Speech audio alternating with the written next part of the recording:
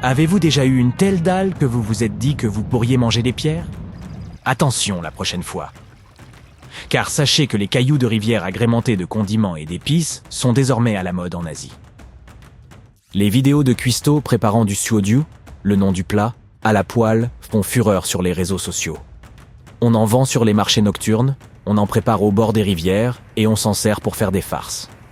Dans les vidéos, les gens ignorent qu'on leur sert des cailloux et on les voit recracher. Une portion coûte un peu plus de 2 $, mais certains pensent que c'est un peu cher car les ingrédients peuvent techniquement être réutilisés. Le suodiu remonte à un passé lointain. Et non, les cuisiniers de l'Asie ancienne ne ramassèrent pas des cailloux pour les transformer en mets délicats. Cette tradition ne consiste pas à manger des pierres, mais à les utiliser pour agrémenter les soupes.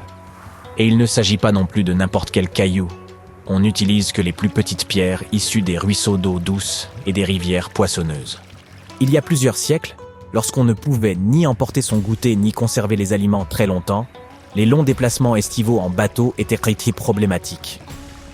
Lorsqu'on n'avait plus de viande ni de légumes, on devait faire preuve d'imagination pour trouver quelque chose à se mettre sous la dent. On dit que le suodiu est né dans une province enclavée où les marins embarquèrent pour des semaines voire des mois sur les fleuves sans pouvoir emporter de provisions.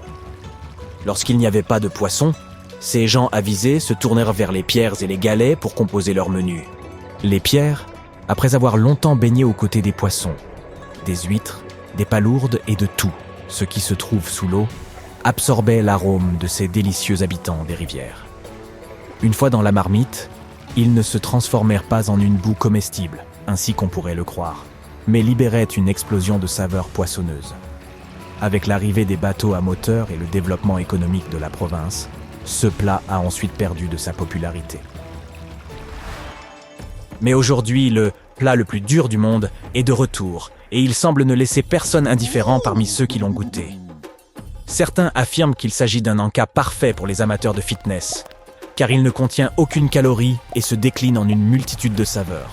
D'autres pensent que ce n'est pas hygiénique car qu'on ne peut pas savoir combien de fois les cailloux auront servi.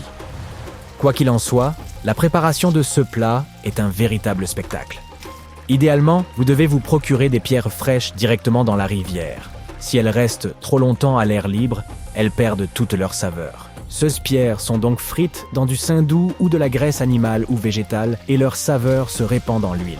On ajoute ensuite de l'ail, du gingembre, des piments, des échalotes, des oignons, des poivrons et d'autres épices. Plus vous ajoutez de légumes, plus cela vous rappelle une bonne soupe d'hiver. Les cuisiniers ajoutent ensuite du sel, du poivre noir, du piment en flocons. Et le tour est joué. Ce plat ayant l'air assez simple, certains TikTokers l'ont essayé chez eux. Et puis il a fait l'objet d'un véritable engouement. Une remarque importante. Si vous voulez essayer le suodiu, ne mâchez jamais les pierres. Vous pouvez les sucer, en profiter au maximum, mais vous devez ensuite les recracher. Vous pouvez les garder en souvenir ou les laisser dans votre assiette. Une fois que vous avez fini tous vos cailloux, mangez le contenu de votre assiette comme vous le feriez avec n'importe quelle soupe. Les pierres donnent un goût de poisson très particulier, même après avoir été retirées. Si vous n'êtes pas encore prêt à manger des cailloux, que diriez-vous d'un café à l'huile d'olive au petit déjeuner? Cette boisson à la mode a été rendue populaire par Starbucks et est facile à recréer à la maison. Vous vous dites peut-être qu'il n'est pas bon d'ajouter des matières grasses à votre café, mais vous le faites en réalité tous les jours.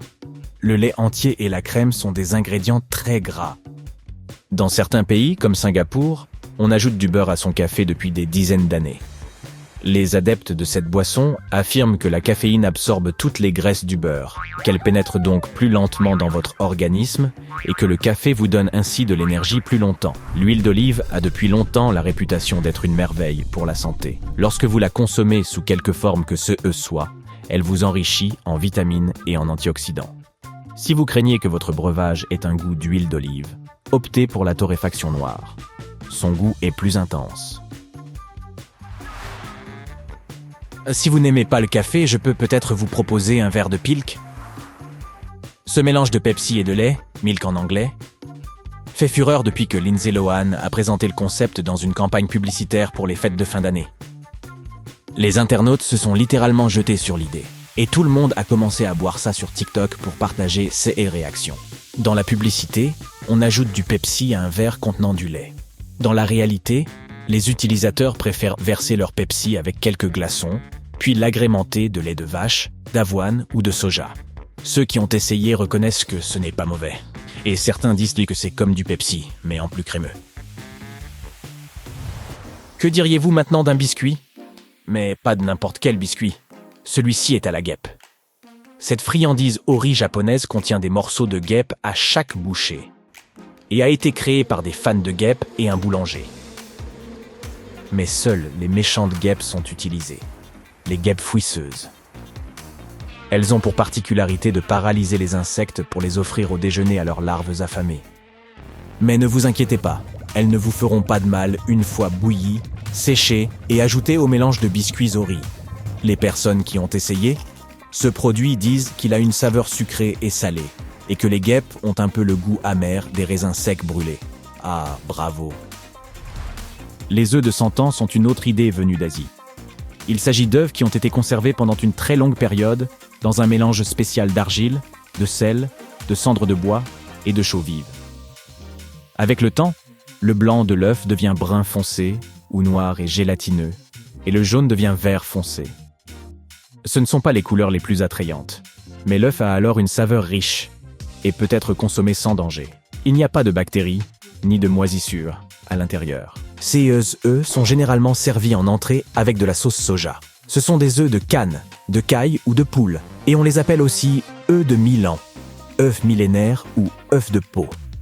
Ils constituent un mets délicat depuis plusieurs siècles. La légende raconte qu'un homme voulait offrir à la dame qu'il aimait de délicieux œufs de canne, mais elle ne les aurait pas trouvés pendant plusieurs mois, et une fois découverts, ils s'étaient avérés plus savoureux que jamais. Vous y goûteriez ?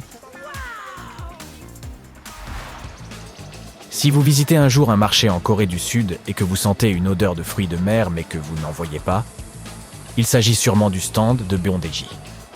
Cela ressemble à des grains de café, mais il s'agit d'une sorte de chrysalide d'insectes. Vous pouvez en trouver à peu près partout, dans les rues et dans les épiceries, dans tout le pays. On les fait généralement bouillir ou cuire à la vapeur, et ils ont un délicieux goût un peu poissonneux. Leur enveloppe est croustillante et, à l'intérieur, c'est juteux. Il en existe une version salée et épicée très populaire, mais certains vendeurs y ajoutent du sucre pour en faire un dessert. Les vers à soie jouent un rôle important dans la culture locale en raison de l'industrie textile. Mais quelqu'un a un jour eu la bonne idée de les utiliser aussi comme source de protéines pour les personnes dans le besoin. On dit que tout le monde n'en tombe pas amoureux dès la première bouchée, mais qu'on s'y habitue peu à peu. Aujourd'hui, ce sont surtout les anciennes générations apprécient ce mets.